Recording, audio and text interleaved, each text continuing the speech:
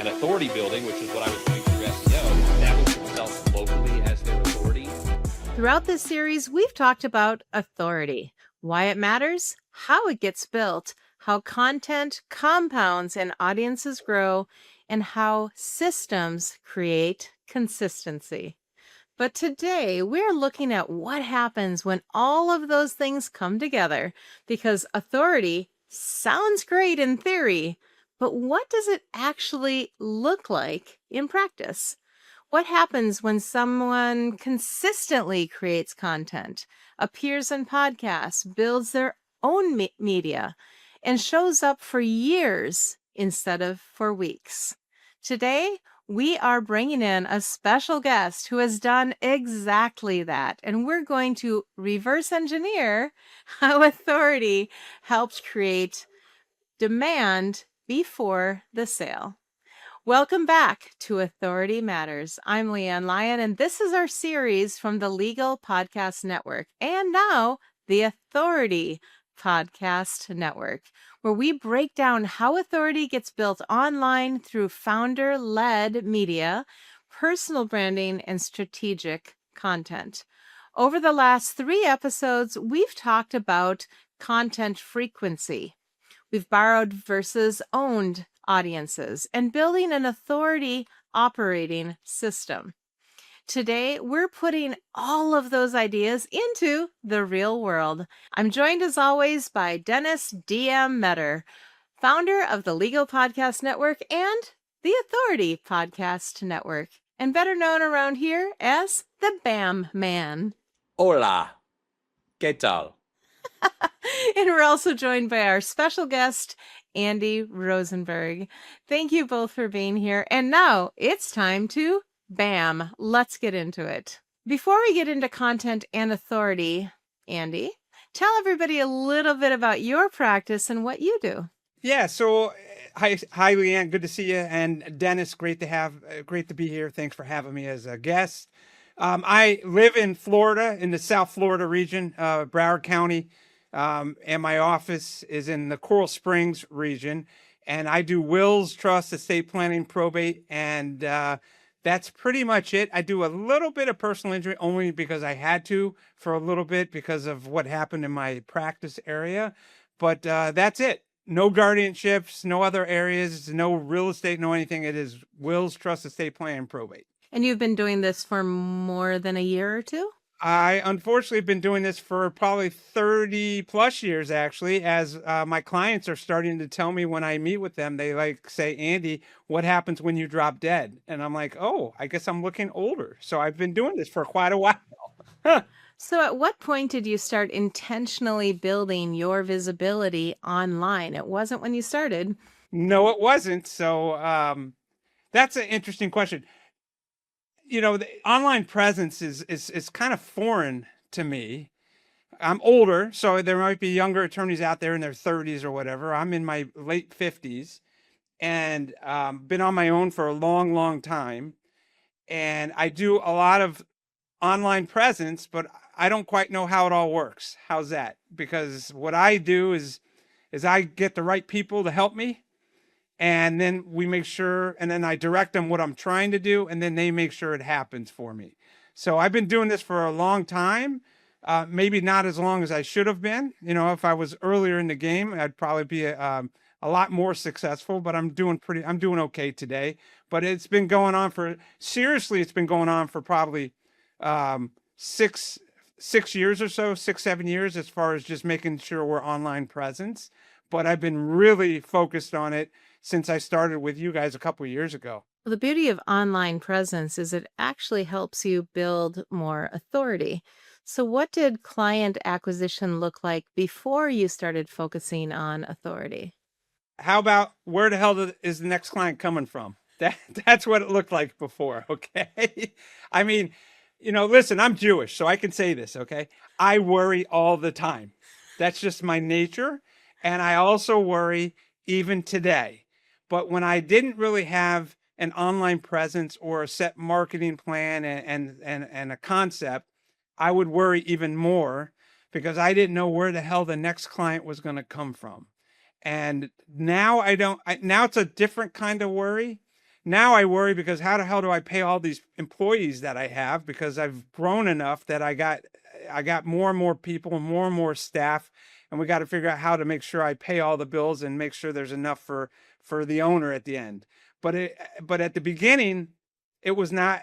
You worry every day. I mean, listen, I know a lot of attorneys that come out and they start their practice and they hang up a shingle and they practice whatever comes in the door. And I never did that. I always wanted to be estate planning, and that's my training and background. And so I've always stuck to that area. DM, is this story familiar to you? I mean, I think Andy is like the archetype of the guy I've worked with for 23 years. He has his practice. He knows what he knows, and he knows enough to know that I don't know everything. And like, those are the best people to work with, right? Because just like when I have issues, I call my attorney. When he has marketing issues, he calls us, right? So absolutely. I think that it's one of those things that I hear that a lot from people who work with us or choose not to work with us. Is they're just like, well, where's the next case? I don't know. Like, I'm trying to make sure, how am I going to get a case? How am I going to get better cases? And I think that's something that, I mean, as a business owner, when are we getting the next client? How do we keep the clients we have? All of those things. So I think it's something that all business owners kind of struggle with, but having something in place for us, and it sounds like for Andy as well, is certainly something that assuages that quite a bit. Yeah, you know what? It's funny, Dennis. As a business owner and as a solo practitioner, although I've now brought someone else in, but as a solo practitioner, I meet with someone like you and I want to do a podcast, or I want to do this social media marketing, or I want to do videos, or whatever I want to do. And then you realize, holy crap, I got to spend money to get this stuff done. And you're like, I can't afford to spend the money to get this stuff done. How am I? And you get in this vicious cycle where you're like, what the hell do I do? I want to do it. I know I should do it. I can't afford to do it. Do I jump and make the leap? Do I not do it and just stay in the status quo? And that's the difference, I think, between successful and not successful as an attorney. You got to, you got to pull up your pants and be a big boy and just make the leap and make sure you're trying to make smart decisions. And that's not easy when you're doing with stuff you don't understand, like you mentioned, Dennis. I mean, I don't understand how a freaking podcast works. I don't understand any of this stuff. I just know I wanted to have it. And I don't know how social media works. I know I needed to have it. There's all sorts of things that I needed marketing-wise. Ask me how it works. No freaking clue. But do I need it? Absolutely. I mean, that's basically how we live our life, right? Like, we turn on the TV. If you ask me how it all worked, I mean, there's some principles I've read through the years, but at the end of the day, I don't know how the HD went through this and that, and then through the internet, and now it turned into like, listen, at the end of the day, we all got to find people that we trust and work with them, whether it's our accountant, our lawyer, doctor, our marketer, whoever it is. We've got to find those people that we trust. And I think one of the things that, when Leann said, does this sound familiar? We have around 250 clients now. And I'd probably say of those, at least 200 are like right in your pocket of demographics of, you've had your practice for a few years, what you need these things. You're trying to find somebody you trust. You can't spend a fortune on it, but you want to find somebody that you can partner up with, makes it easy for you, and brings results ultimately, which is obviously the only metric that matters is results. Right. And what's interesting is I've always been a firm believer of coaching. So, and whether to get from level 1 to level 10 or wherever it is. And, one of the things I've always remembered is Tiger Woods, when he was in his prime, they said, how do you get better? And he says, I have a coach. And that stuck to me when I was younger. And I said, if the best in the world need coaching, then you probably need coaching too, no matter how good you are. And the key, like you just said, Dennis, is you got to, that's the hard part though, Dennis, is to find the right people that you trust, because I can't tell you how many people I've had to go through before I found the right people, and how many thousands of dollars I've had to blow because it wasn't the right fit and it just didn't work out. And that's the frustrating, as the attorney, if the attorneys are listening, as the attorney, that's the hardest, that's the most frustrating thing, is who do you know to trust? And then how do you know if you're getting screwed or not getting screwed? and when is it time to move on or not move on with your social media and your videos and podcasts and all that good stuff. That's the hard part on my side, is finding the right people. And I think it goes both directions. I mean, becoming an authority means that you're going to attract not just clients, but ideal clients. Likewise, I hear you saying, Andy, is you're not just looking for a coach, you're looking for the right coach. And so it goes both directions. Right. And the Authority. same way, I mean, and it's not just it's a coach, it's the social media partner, it's the podcast partner, Mhm. it's you name it. It's everything that you can think of. And I've gone through all of them. Trust me, guys. I've had bad coaches, bad social media, bad podcast teams, etc. And now I think I have the right team of everybody, which is great. And that's what's happening, is I'm starting to see the effects of having the positive, right people in place. So before the Legal Podcast Network, what types of content were you creating, Andy? Well, I was doing a lot of social media. I would do the LinkedIn, the Facebook, and the videos, and I would be doing trying to get Google reviews and things like that. I was doing that stuff, and I was shooting videos, once or twice a week. I'd try and shoot a video, and it just took up so much time, and it was so bad. My videos were so bad. Oh my God, it was horrible.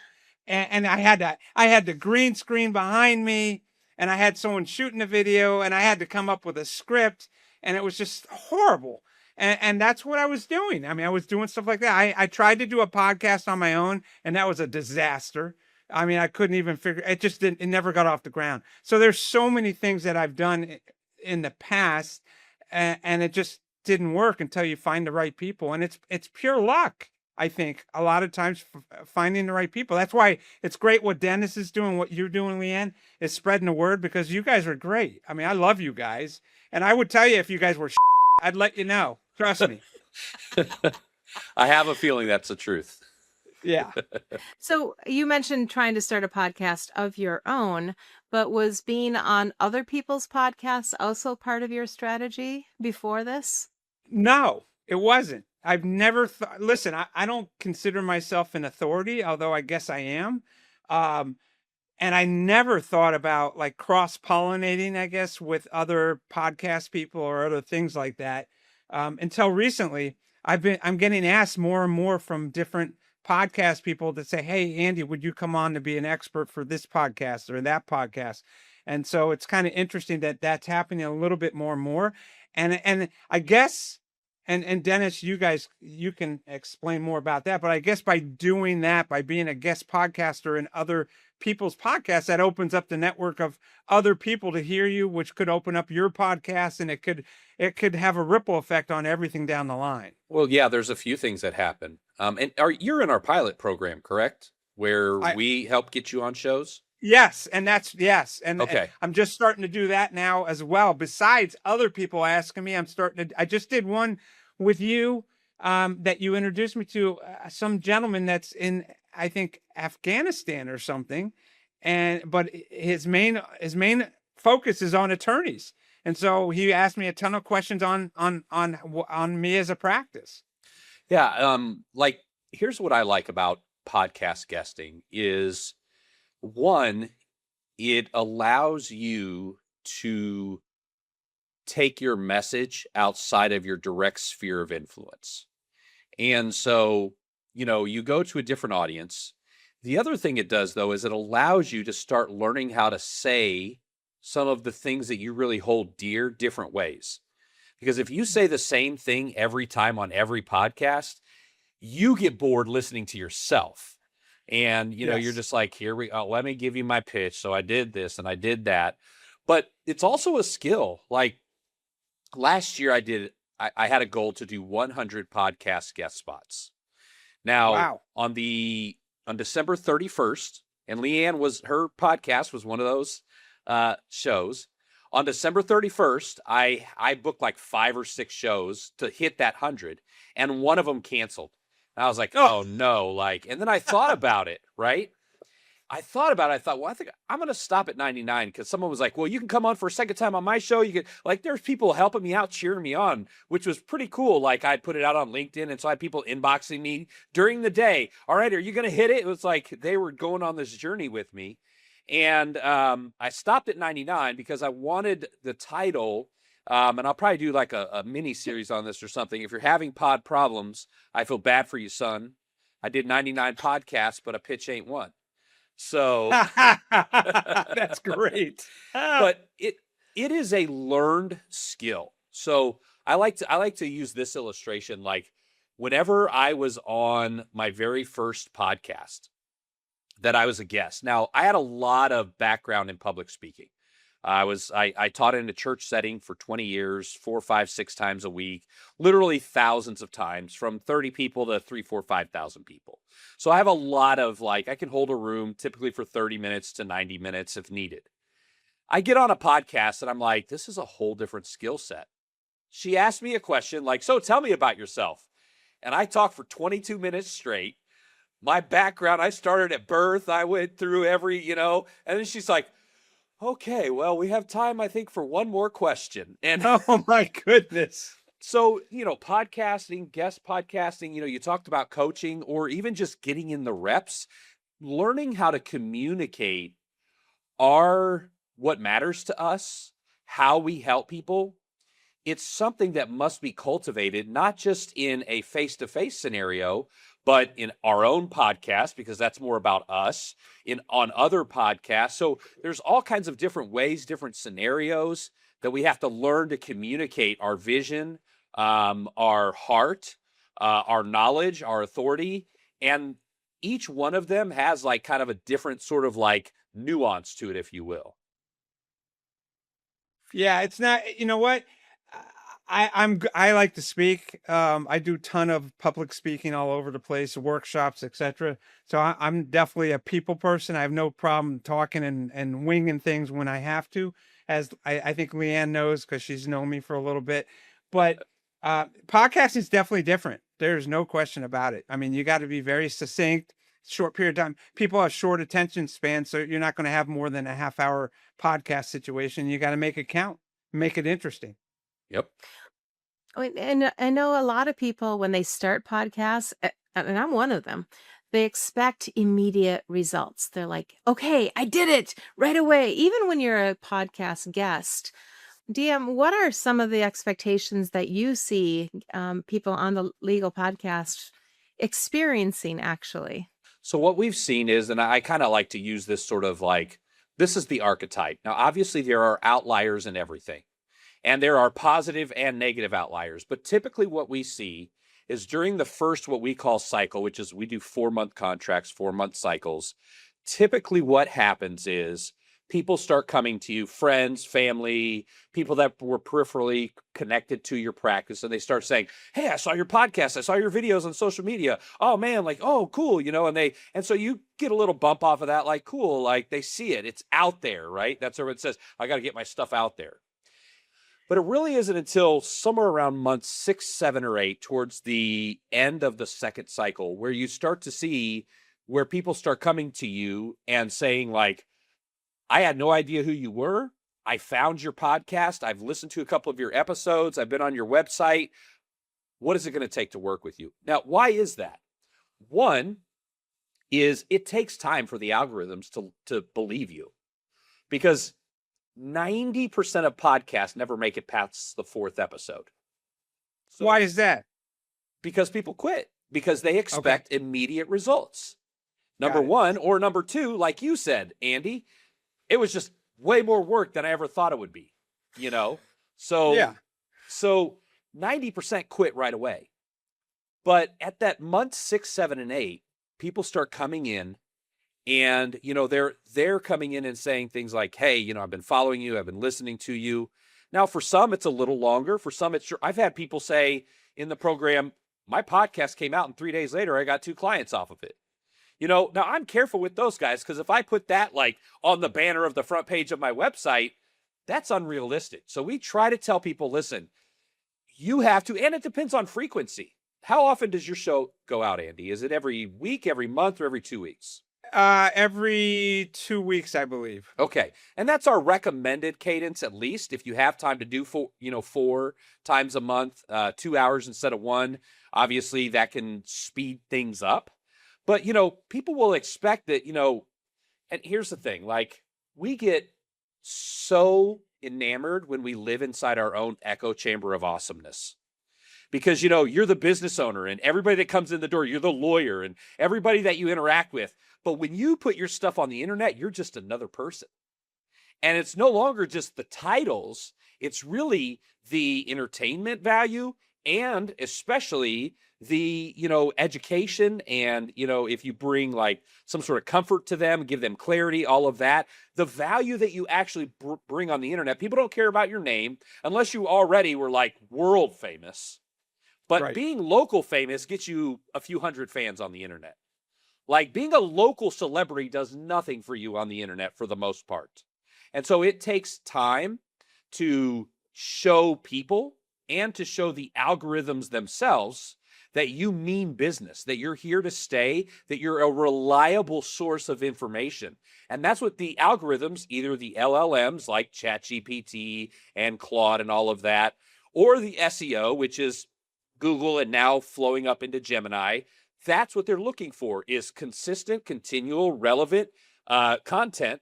So, Andy, you have built authority through this podcasting, and now you are accumulating or attracting clients, I should say.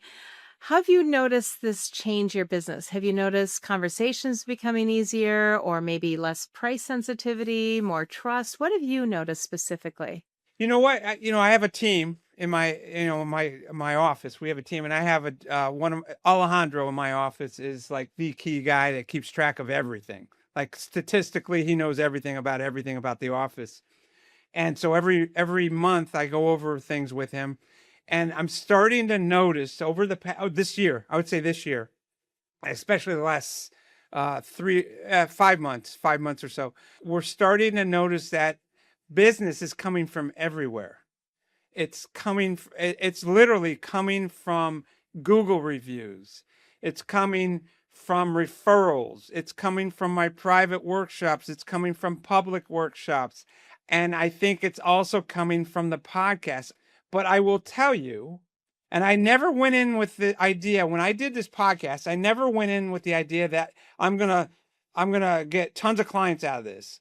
I wanted it because I wanted it to show my expertise, like I'm an authority, like I'm an expert. And don't ask me why people believe that, but they believe if you have a podcast and you start talking every week or 2 weeks on your topic, that all of a sudden you're an authority figure. So that's what I did. So I don't know if you ask me right now, how many clients have I gotten from my podcast? I can't answer that question. If you ask me, am I getting clients from everywhere? The answer is yes. And I think part of that has to do with the podcast. Also, part of it has to do, I wrote a book. So I've been pushing the book. And so I have the book, I have the podcast, I have the social media stuff, I have the videos I'm doing, I have the workshop. All of that is now all of a sudden starting to really make a difference. And I don't know why, but it is now. And you guys have always said you got to just be consistent. Like Dennis said, you got to be consistent. Get past that 4-month period, and then things will start to roller coaster down. You'll start going down the roller coaster instead of going up it. And I think I'm at the top, and I'm starting to go down a little bit, meaning I'm starting to feel the effects of it, which is great. I just hope it continues. So That's the Jewish part of me, by the way. So what I was going to say is what he is experiencing is the effects of an ecosystem. And this is one of the things that I, one, try to give, but two, try to build myself is like marketing is not, I'm going to go try this new marketing thing, this next project. I'm going to go do this for a while, and then I'm going to go do this for a while. Like, how good of a lawyer would you be right now, Andy, if you were like, I'm going to do PI for a while. You know what? This year I'm going to try criminal defense. You know what? Now I'm going to be an estate planning attorney. Like, you would have had no cumulative effect of your knowledge and your efforts. And it's the same thing in marketing. What you're seeing is, like you said, you're seeing a ripple effect across everything, whether it's us directly or us just as a part of the flow as a whole. The reality is you have built an ecosystem that allows you, that each one feeds off the other. And I like to give this illustration, then I'll pass it back to you, Leann. Which attorney would you be more likely to hire? The one you found on Google who was the cheapest, or the one who had a podcast and a book and a streaming television show, which you will soon have, Andy? We just got to finish that up. Oh, awesome. And a and a website with great content and answers your questions, and a great social media presence, and they make you feel like they know what they're doing, they can help you, they're a real person, and super knowledgeable. Which one would you choose? That's easy. I know which one. I'd choose number one. Don't play into Just joking. stereotypes. Just joking. No, obviously, number two. Exactly. All right. Yeah, well, but you're right, though, Dennis. That is what's happening, is that. I mean, I think Alejandro told me for the month of June, we had 47 new referrals in the month of June. And I said, where did they come from? He says, we got Google, we had from social media, just general referrals, workshops, etc. And people from the workshop referring other people. So it just kind of has come, and that's kind of what's happening. And I think you're right, Dennis. all right. Well, it is time for our favorite part of the show. Uh-oh. Lightning round. First answer that comes to mind. And today we get to do it with a guest. Uh-oh. What kind of answers do I give? True or false? Ready to go? All right. Here we go. Most professionals quit content too early. Oh, absolutely true. Consistency beats talent when it comes to authority building. I'm a perfect example of that. That is true. I'm definitely not the most talented, but I work my ass off. Podcast guesting is one of the fastest ways to build credibility. That's to be determined, but I would imagine the answer is true. Most people overestimate what happens in a month and underestimate what happens in a year. These are all true so far. When are you going to give me a false one? I'm just the host. Authority reduces price sensitivity. I would agree with that. Yep, true.